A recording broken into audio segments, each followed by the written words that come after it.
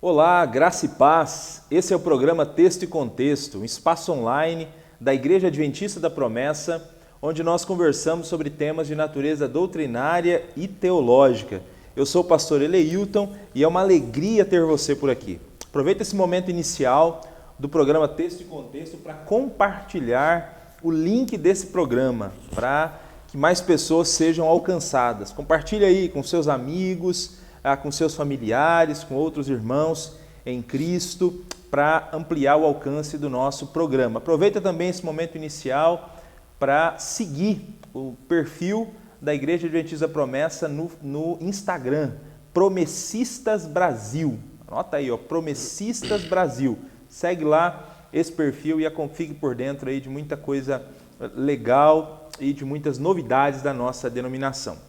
Nós vamos, no programa Texto e Contexto de hoje, continuar falando sobre o livro do profeta Malaquias. Iniciamos uma série durante esse mês, estamos lendo o livro do profeta Malaquias, e esse é o terceiro programa. Temos a alegria de ter aqui com a gente, no programa de hoje, para continuarmos as nossas reflexões sobre o livro do profeta, os pastores Adailson e Alan, que inclusive nos ajudaram no primeiro programa dessa série. Sejam muito bem-vindos novamente ao programa Texto e Contexto.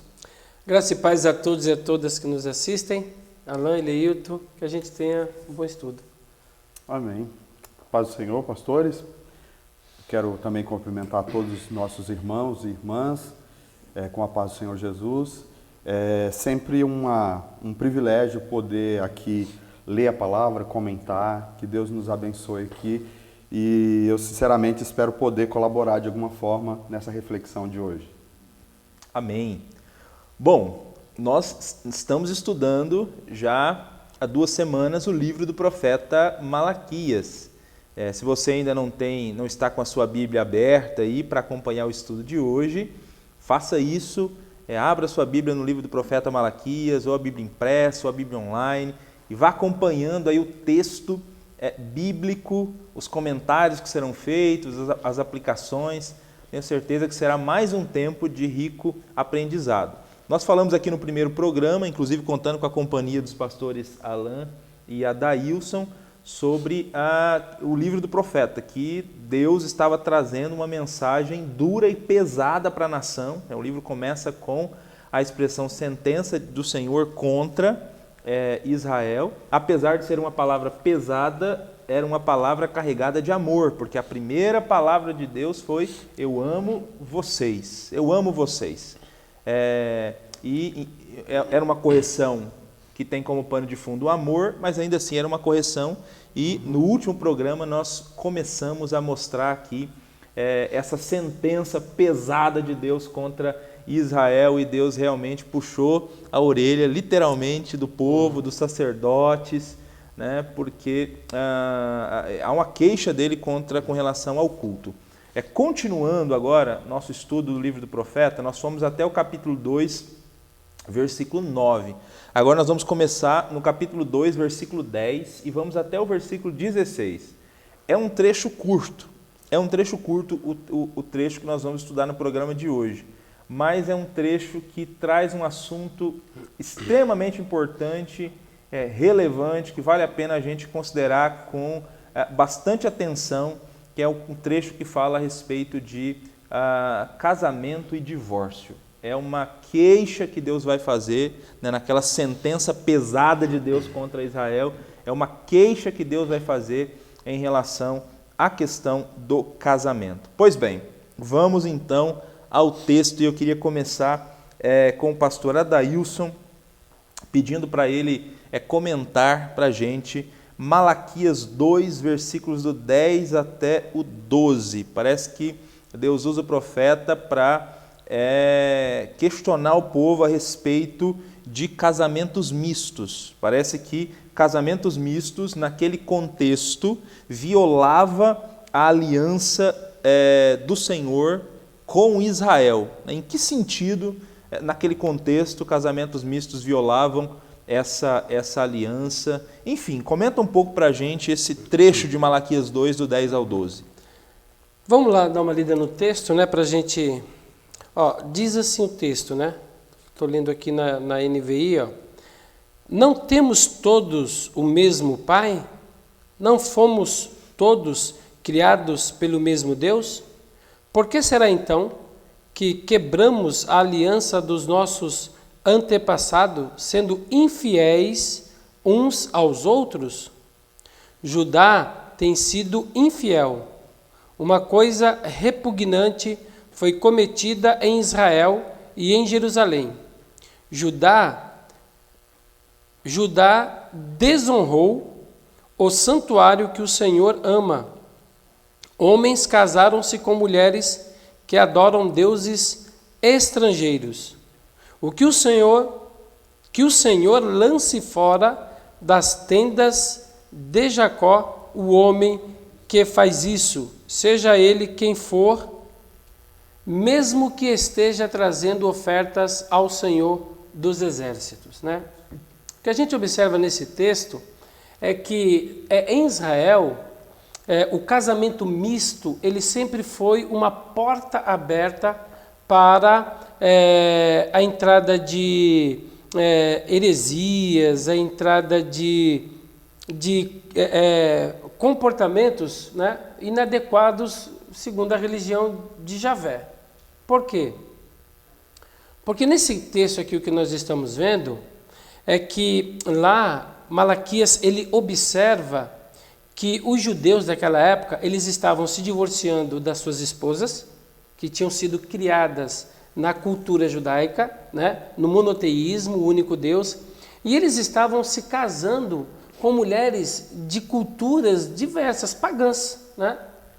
E qual era o grande problema? O grande problema é que isso estava afetando a fé, né, da nação. Isso estava afetando o relacionamento da nação com Deus. Tá? Por quê? Porque eram mulheres que adoravam deuses estrangeiros. Quando a gente vai lá para Êxodo capítulo 34, que é um texto que trata desse assunto, se você pega toda a perícope de Êxodo 34 e você chega lá no versículo 16, é lá que está a proibição. Mas a perícope toda, ela vai tratar a respeito do quê? Da idolatria. Então, parece que não é um casamento misto, mas o que ele produz, né? Se a gente der uma lida nas Escrituras, a gente vai ver que a gente tem o caso de Ruth, que ela era moabita, né? A gente tem o caso de Raabe, né? Também, que era lá de Canaã.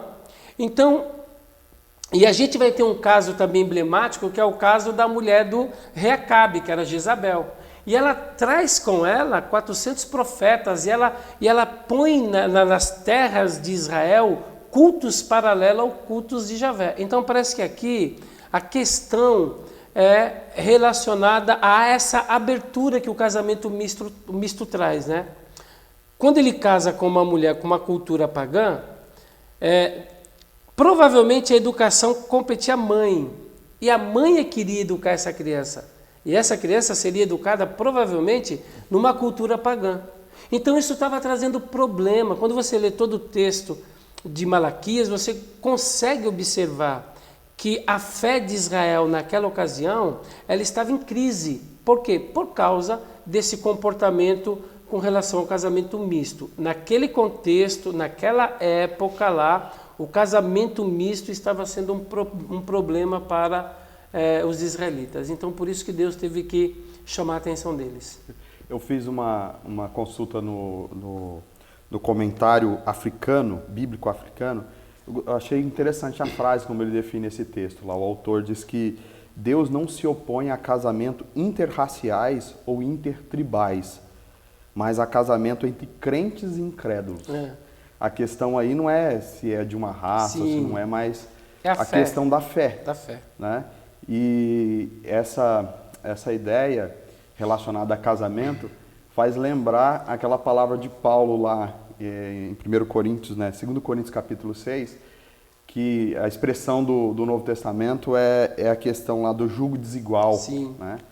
Que é uma exortação também para os cristãos, e o princípio é o mesmo, que a gente tem que ter cuidado com quem a gente vai casar, escolher bem o cônjuge, porque isso pode nos colocar em jugo desigual. que tem a ver com essa questão da fé, porque a partir dessa união vai gerar filhos, né? E aí a vida vai ser, os filhos vão ser, o lar vai ser construído com base em alguns princípios, né? Uma coisa interessante é que aqui no texto, filhas ou filha de deuses estrangeiros. Filha de. Filha de.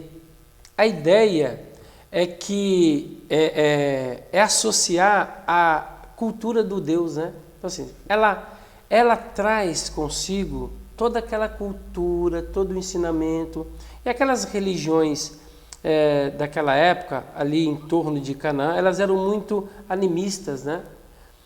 O culto era um culto que ele acontecia debaixo de muita sensualidade, de muita promiscuidade, e isso atrapalhava a fé, né, de Israel.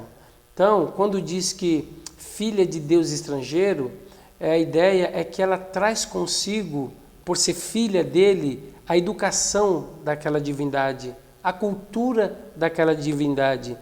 E isso atrapalharia o relacionamento de Israel com Deus, né? É por isso que até aqui a gente tem uma palavra dura, né, de Deus. Sim. Em relação a essa prática que Malaquias encontra em Israel nesse momento. É isso aí.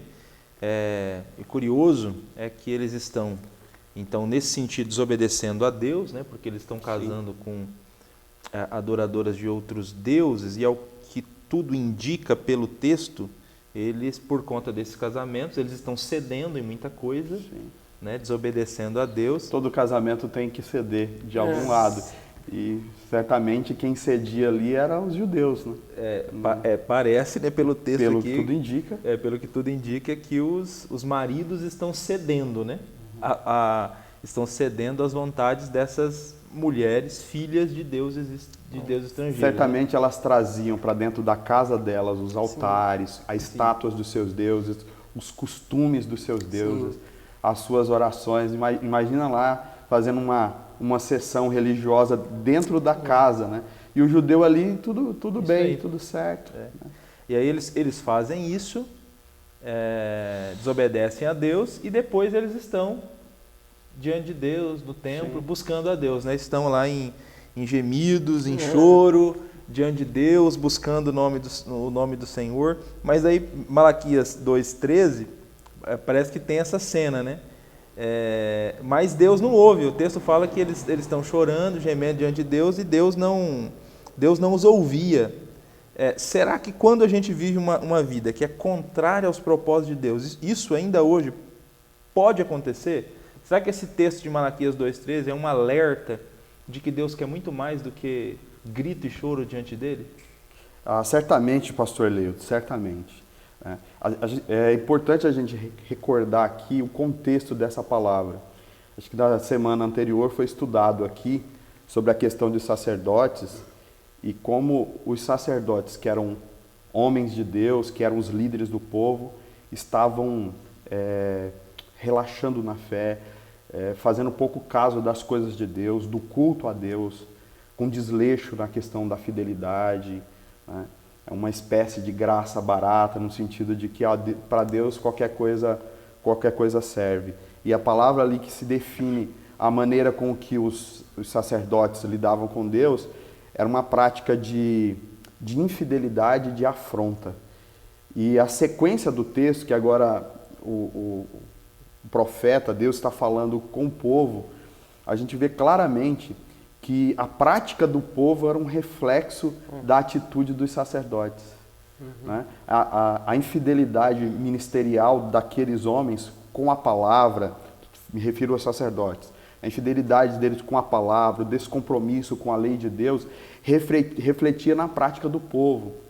E essa parte aqui, a partir do versículo 10 que a gente está comentando, mostra assim, Deus lidando com homens infiéis a Deus, homens que não têm compromisso com Deus.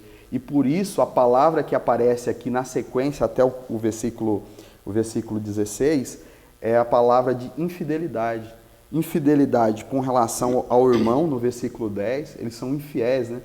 Diz lá, Deus é fiel, e se nós somos filhos do mesmo Pai, por que nós temos quebrado a aliança uns com os outros, temos quebrado a aliança com o nosso Deus. Essa relação aqui dos casamentos mistos, né? O problema não é só o casamento misto, a gente vai comentar daqui a pouco. Tinha uma questão de adultério aqui. Esses homens estavam traindo suas esposas, né, por causa desses casamentos, né, largando suas esposas por esse casamento. Então tinha a questão da infidelidade e também infidelidade com Deus. Então a questão aqui que eu percebo, versículo 13, que diz assim, ó, além disso, ainda cobres o altar do Senhor de lágrimas, choro e gemidos, porque ele não olha mais para as ofertas, nem aceita a vossa mão com prazer. O que está acontecendo aqui nessa história?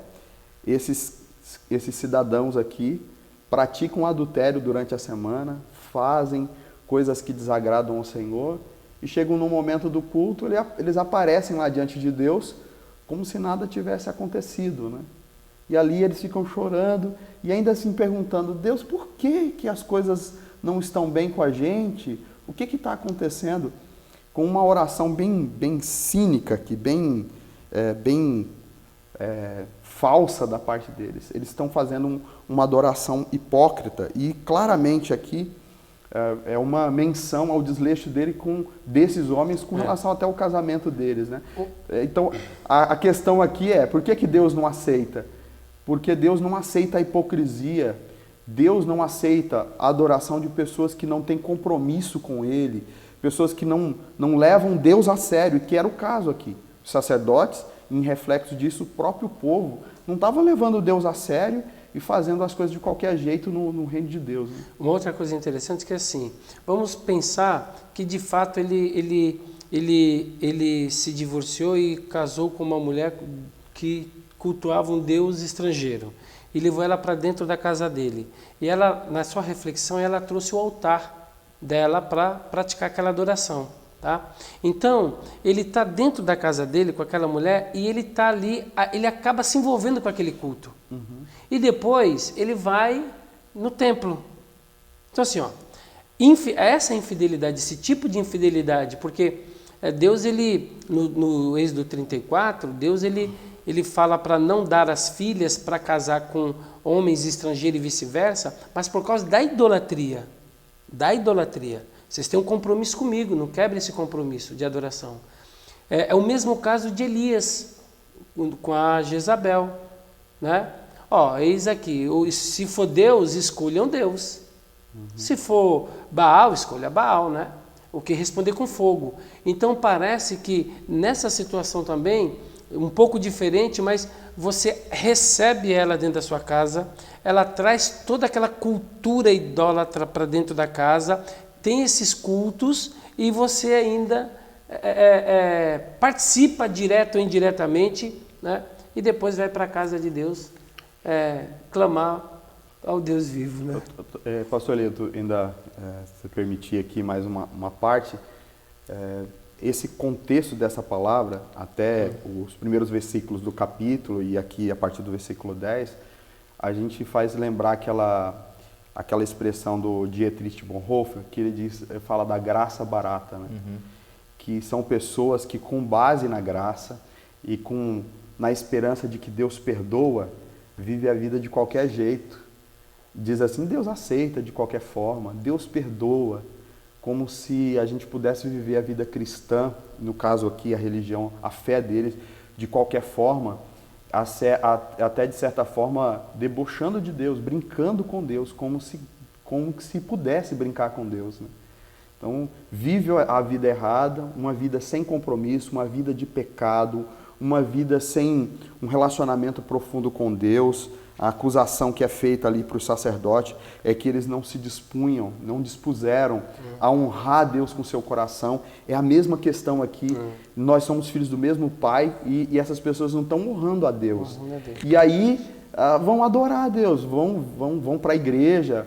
A ideia aqui, da impressão, eles chegam lá no culto, né, num contexto cristão, Chegam ali, tá adorando, dado as mãos, adorando, como se não chorando. tivesse acontecido nada. Como se não tivesse acontecendo nada. E Deus está dizendo, isso aqui é muito sério o que vocês estão fazendo. Né? E vocês acham que eu vou aceitar. Olha, eu abomino a adoração de vocês. Eu abomino o culto de vocês. Eu abomino aqui tudo que vem da mão de vocês. Por causa dessa atitude perversa, né, com relação a mim. Deus não aceita adoração hipócrita. Olha aí, é um recado e tanto aí do livro do profeta Malaquias. Pois bem, mas vamos prosseguir aqui nos versículos. Versículo 14 e 15 do capítulo 2, parece que nós temos revelado aí o porquê que o pecado do povo ao entrar em casamentos mistos era tão grave. Já deu para perceber que era grave, independente de qualquer outra razão, né? Por aquilo que já foi falado, já dá para perceber o quanto era grave. Mas, né? O povo mas tinha mais agravantes ainda. Tem mais agravantes ainda, né? Esse problema relacionado aos casamentos. Que agravantes são esses, né? O que os versículos 14 e 15 falam? E já aproveita, pastora Dailson, né, se puder falar sobre esses dois versículos, para responder para a gente o seguinte também. Nós podemos afirmar, com base nesses versículos aí, que o casamento, ele é uma aliança que as pessoas que entram nesse relacionamento, é uma aliança que elas fazem diante de Deus? Sim. Vamos ler o texto aqui, o 14 e o 15, que eles dizem assim, ó. Vocês ainda perguntam, por quê?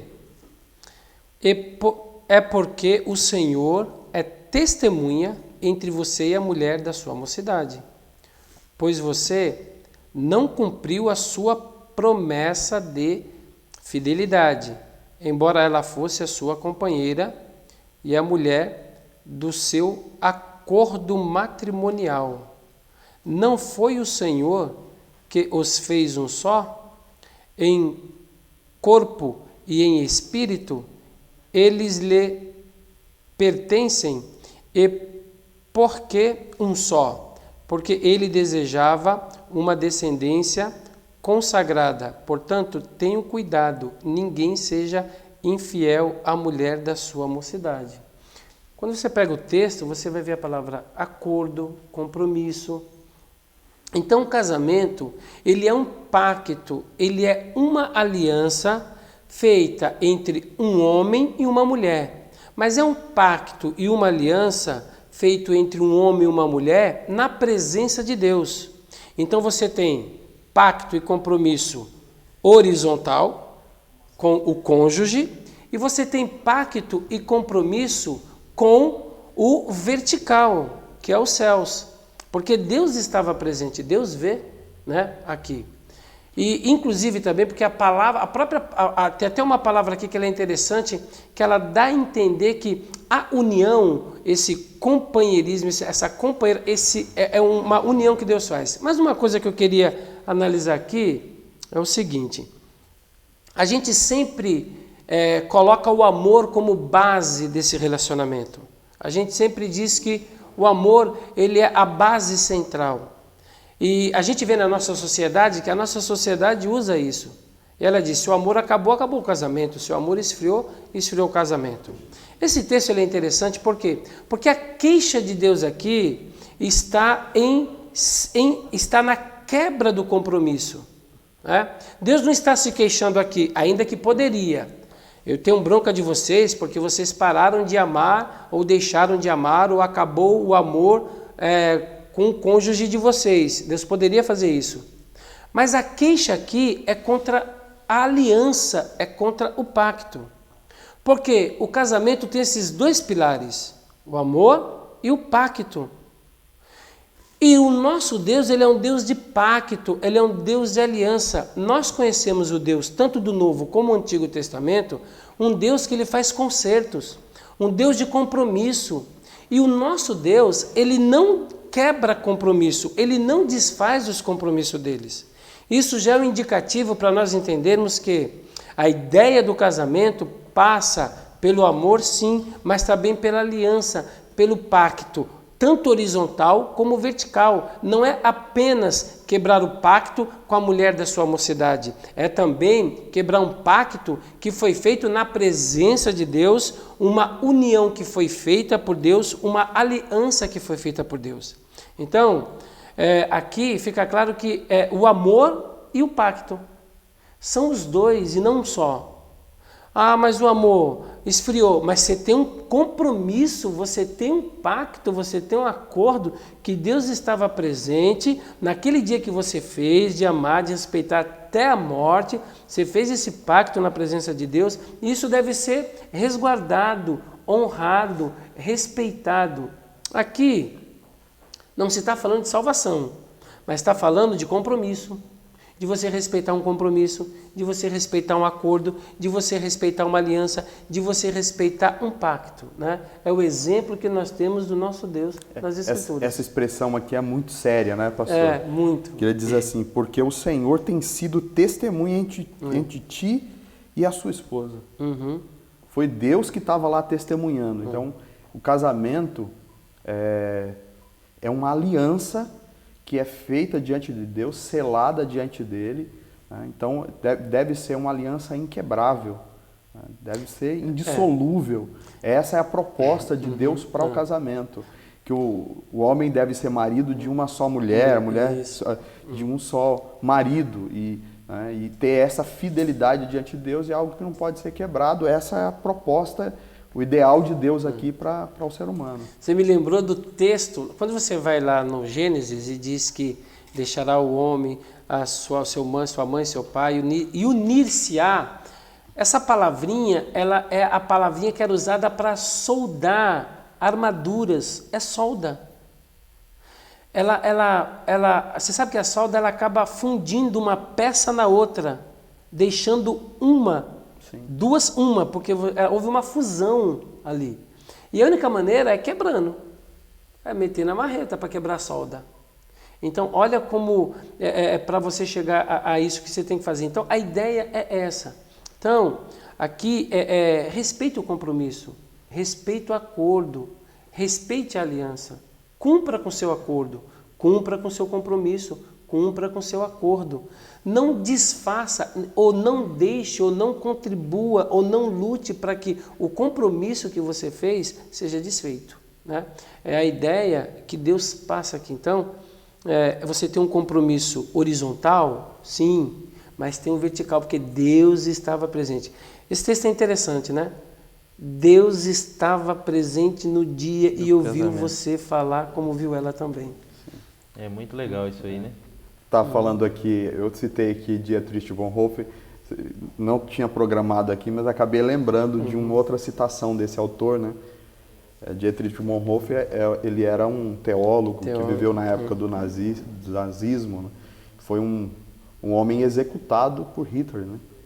Então ele estava na cadeia esperando a sua execução e ele foi convidado para fazer o casamento da sobrinha, né? E ele não podia, né? Claro. Mas ele escreveu o sermão do casamento. E no sermão desse casamento, ele falou exatamente isso que o pastor Adailson falou, sobre a aliança e o amor, né? Ele diz que o que sustenta o casamento não é o amor, o que sustenta um casamento é a aliança. E por causa dessa aliança e desse compromisso feito diante de Deus, é que você vai cultivar, que você vai cuidar do seu casamento, é que você vai cuidar desse amor. A frase dele é assim: doravante não será o amor que sustentará o casamento, mas o casamento é que sustentará o amor, né? Então, ou seja, aquilo que o seu compromisso diante de Deus é que faz você lutar. A aliança que você faz diante de Deus é que faz você lutar pelo seu amor, pelo seu casamento, pela sua vida. Antes da fidelidade com a esposa, é a sua fidelidade para com Deus, né? Então você tem um compromisso diante de Deus. E assim, o casamento não é um mar de rosas. Não. Porque às vezes se pinta o casamento como uma coisa, como se fosse um conto de fadas, né? Felizes, e viveram felizes para sempre. Estilo Disney, né? Isso não é uma realidade, isso não é uma verdade, não é assim que a Bíblia nos apresenta, e não é assim que é a realidade. O casamento vai ter dificuldades, vai ter crises, vai ter problemas. E o que vai fazer você vencer tudo isso é você lembrar que você tem um compromisso diante de Deus de cuidar daquela mulher, de cuidar daquele marido e, no caso, cuidar do amor de vocês, cuidar daquilo que você tem e foi selado diante de Deus. E lutar por isso, se esforçar para que dê certo, né? E não desistir de qualquer jeito. É por isso que seria de bom momento. resgatar essa ideia de Malaquias para os nossos dias. Exatamente. Porque para os nossos dias, tudo esse amor, o amor. Aí esfriou, então, parece que o amor justifica uma dissolução. Sim. Parece que o amor, a falta do amor, justifica. Então, assim, resgatar essa ideia de Malaquias, de que você tem os dois pilares, né? Assim, você tem o amor, sim, que é importantíssimo, mas você tem um compromisso, como fez a leitura, o Alan fez ali, esse resgate é importante. Malaquias está tentando fazer, inclusive, esse resgate para a geração dele, né? Eles estão abandonando esse compromisso, né? Inclusive, pastor Alan, fala um pouco para a gente, enquanto o pastor Adailson fez a leitura do texto, ele leu por pelo menos 2 vezes, né, nesse trecho a expressão mulher da mocidade. Sim. Mulher da mocidade. O que essa expressão significa? E ela revela para a gente ainda alguma coisa a mais sobre o quão grave era aquilo que esses homens estavam fazendo? A situação daqueles homens, de acordo com esse texto, só vai piorando à medida que você vai lendo o texto aqui, né? Esse é mais um agravante.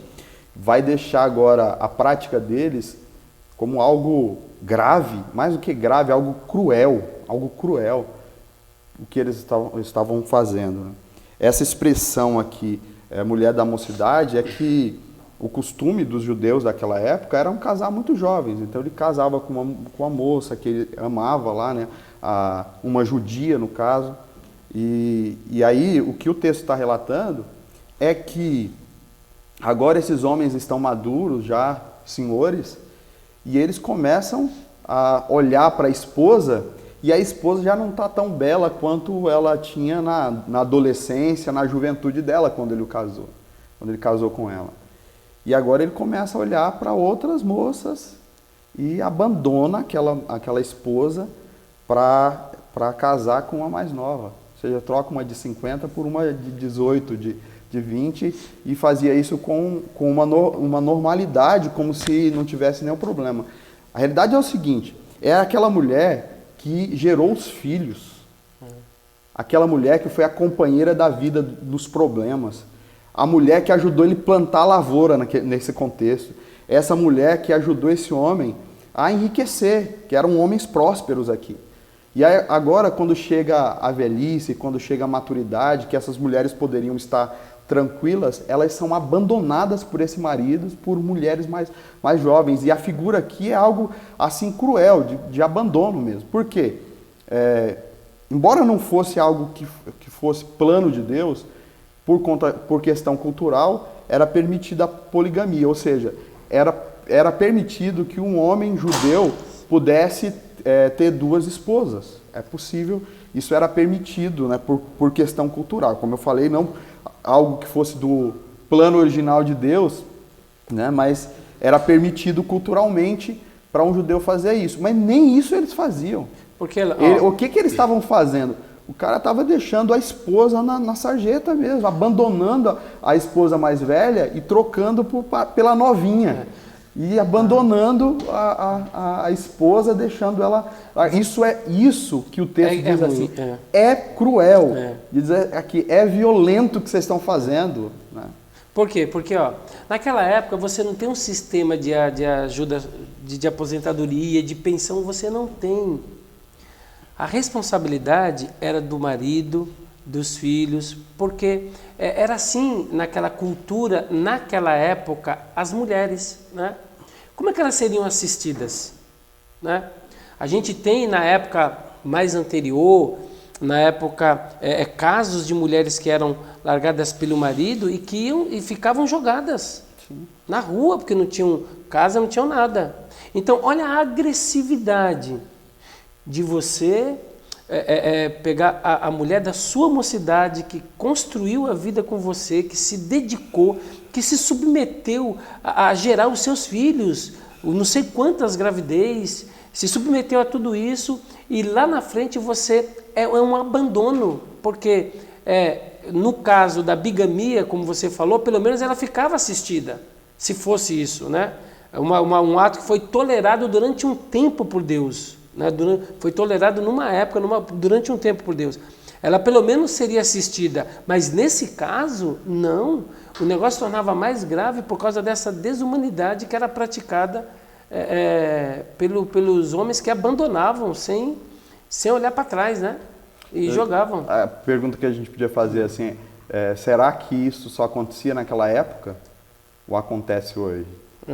Homens maduros que viveram do lado da esposa, que lhe deu filhos, que ajudou a conquistar tantas coisas na vida.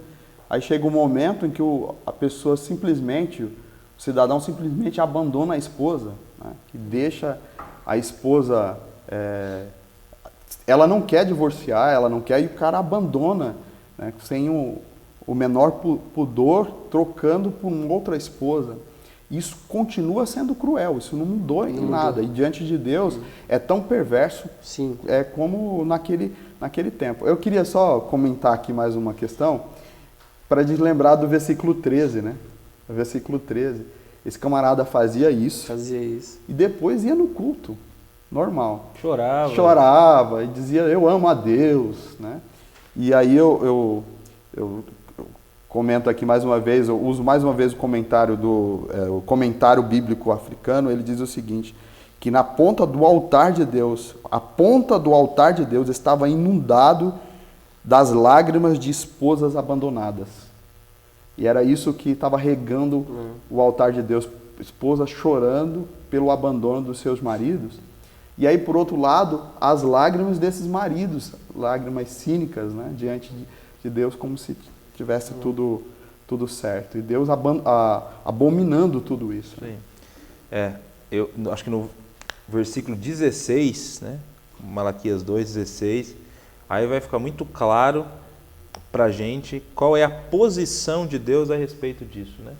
A respeito de pessoas que quebram a sua aliança, né? A aliança que fizeram diante dele. Pastor Adailson, comenta para a gente esse texto de Malaquias 2:16 e a posição de Deus em relação ao divórcio. O que esse texto diz para a gente? Há rodeios nele ou há alguma fala clara de Deus a respeito desse assunto? Interessante que Deus é claro e contundente aqui, né? Ele diz assim, ó, eu odeio o divórcio, diz o Senhor. Olha a ênfase, né? Diz o Senhor, o Deus de Israel. Olha, diz o Senhor, o Deus de Israel. Né? Olha a ênfase que ele dá. E também odeio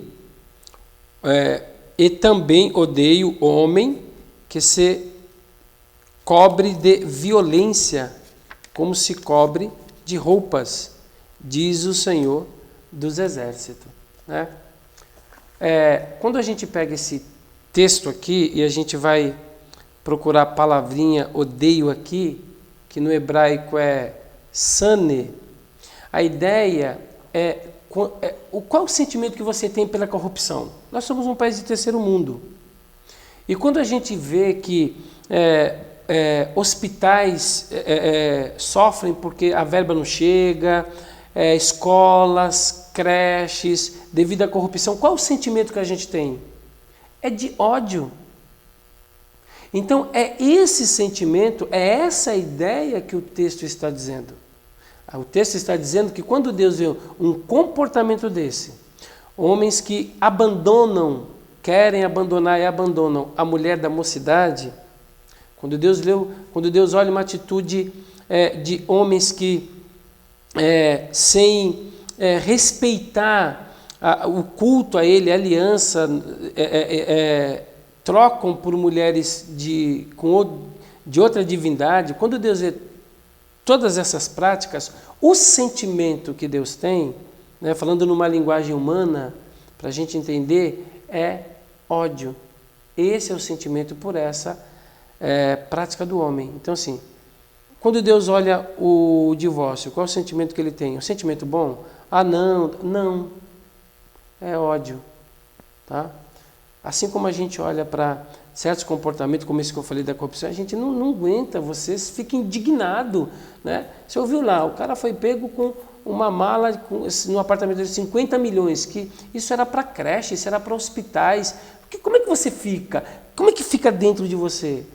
A gente tenta se aproximar um pouco do que Deus sente quando um homem tem uma atitude como essa em relação à sua companheira. É isso aí.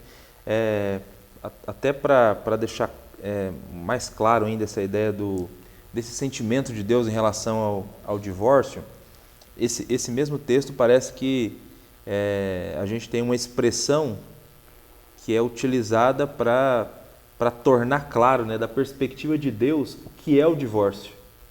Como Deus considera o divórcio, que é a expressão cobrir a veste de violência. Uhum.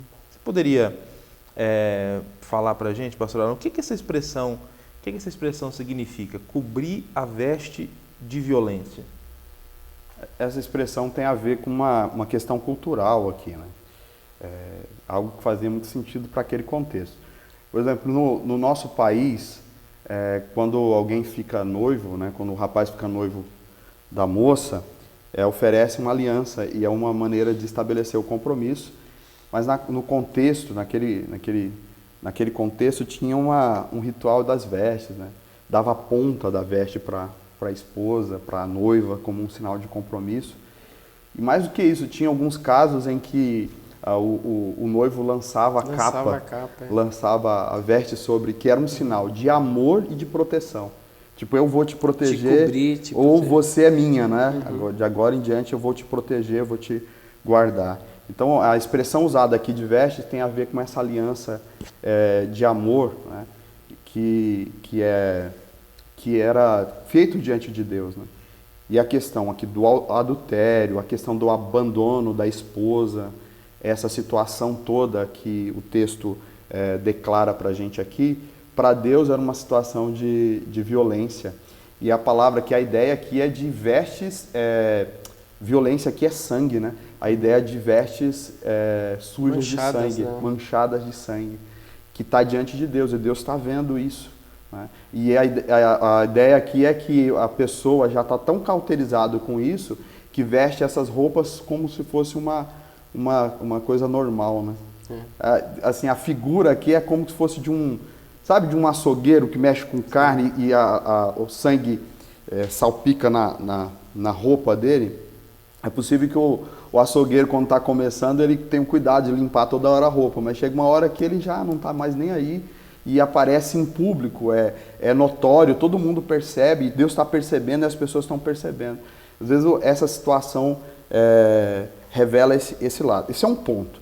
Outro ponto é que o ato do divórcio diante de Deus é um ato violento. É um ato assim que não agrada o coração de Deus. A gente poderia negar, dizer, olha, como ideal, isso não existe na igreja, não tem divórcio na igreja. A gente poderia dizer isso, né, que seria simples, mas a gente sabe que essa é uma realidade. É algo que existe, é algo que o pastor precisa lidar, né? E a gente tem vivido num contexto, um tempo em que isso tem acontecido. Mas o que essa palavra está dizendo para a gente é que isso não é o que Deus deseja para nós. Não é o ideal de Deus para a família, não é o ideal, é o último recurso, né? Que foi uma permissão dada por Deus lá no Antigo Testamento por causa da dureza do coração. É o último recurso porque até mesmo se o teu marido, se a tua esposa te traiu, que é uma questão de adultério, ainda assim cabe a possibilidade do perdão. É possível perdoar, se for buscar essa graça de Deus, a pessoa consegue perdoar, né? Então, se não é possível dessa forma, se a pessoa não consegue, o divórcio passa a ser um recurso, mas não é o que Deus desejaria, não é o ideal. É violento para o casal, porque há ferimentos, há dores na alma que ficam marcados na vida deste homem, dessa mulher. ficam marca na vida dos filhos. Quem mais sofre são os filhos, ainda mais se os filhos forem pequenos. Eu lidei com isso na minha família. Meus pais se divorciaram, eu já era adulto. E eu sofri demais, a minha família sofreu demais com essa situação. Então é algo que para nós foi violento. Então não é algo simples, não é o que Deus deseja, não é o ideal. Se tiver, e tem outras maneiras, outras formas de lidar com o casamento, Deus pode realizar um milagre de restaurar um casamento, de restaurar um matrimônio. Há recursos para isso e o casal deve esforçar ao máximo para não ter que pegar esse caminho, porque esse é um caminho que não é o desejo de Deus para nenhum casal. Legal, muito bom. Violência, né? É aquela palavra que eu falei que é a solda, só com violência que você consegue. Por quê? E a violência, ela gera danos para os dois lados. Você partiu no meio, mas ambos os lados carregarão, levarão a violência em si, né? É tanto violento para um como é violento para o outro, a ponto de sangrar. O texto fala de vestes manchadas de sangue, né? Vi um pastor pregando sobre isso, ele ilustrando com 2 papéis sulfite, né?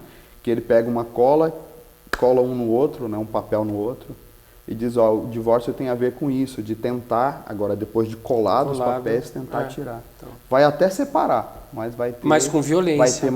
Vai ter feridas. Com rasuras, né? Os papéis, eles vão ser separados, mas com machucaduras, né? Em ambos os lados, né? Bom, é isso. Acho que o pastor Alan mencionou na fala dele, no Antigo Testamento, que Deus, o divórcio, ele foi uma cláusula de exceção, né? Foi uma permissão por conta da dureza do coração. E isso tem muito a ver com uma outra fala do pastor Adailson, de mulheres que, uma vez que eram abandonadas pelos seus maridos, como não tinham um sistema de atendimento a viúvas e a mulheres, elas ficavam abandonadas, né?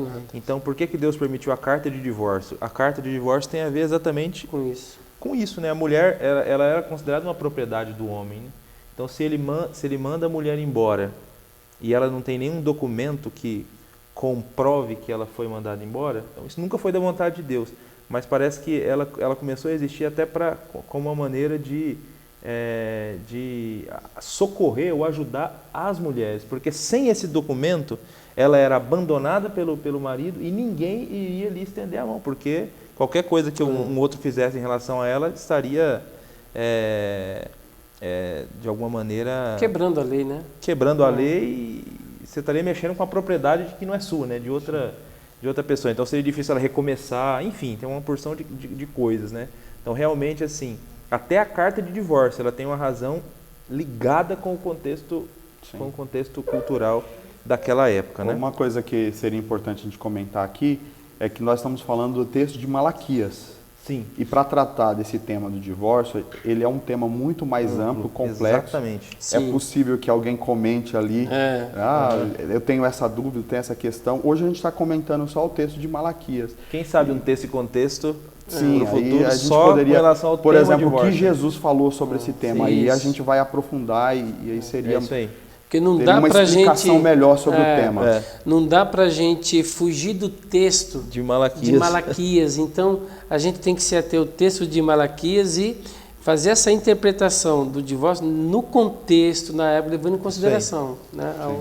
Mas enfim, estamos caminhando então para o final do programa de hoje.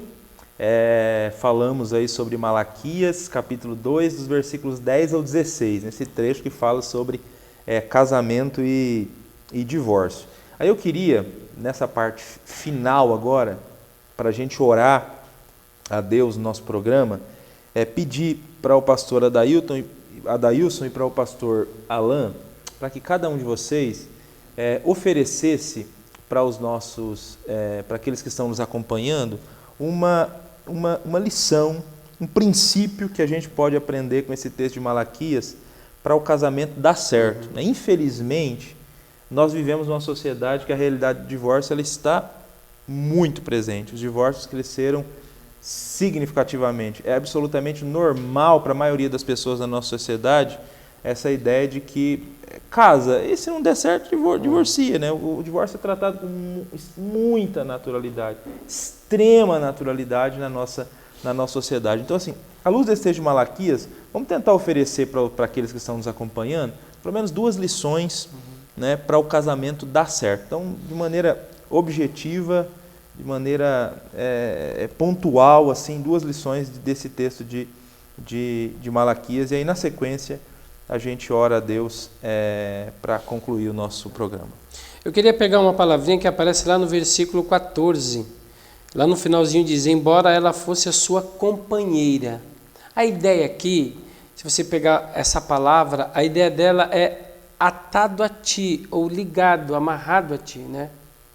Então pensa bem, 2 pessoas que foram amarradas, atadas uma na outra, as 2 pessoas, como elas se locomoverão?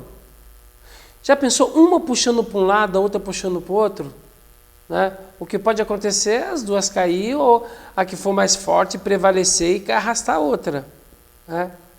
A ideia de companheiro é isso, é que os 2 terão que pensar junto, agir junto. É aquele compasso, né? Como aquelas dinâmicas que a gente faz nos PGs, quando a gente faz essas dinâmicas de um atar o outro, você dá um passo, agora é minha vez, agora para a gente poder avançar, para a gente poder caminhar. Então a ideia de companheirismo é isso. Quando a gente pega a ideia de companheirismo e a gente aplica na vida, no dia a dia do casamento, a gente consegue ir muito mais além, a dar muito mais passos. Então, o companheirismo, essa ideia bíblica do juntos, do unidos, né? Ela é importantíssima para o casamento.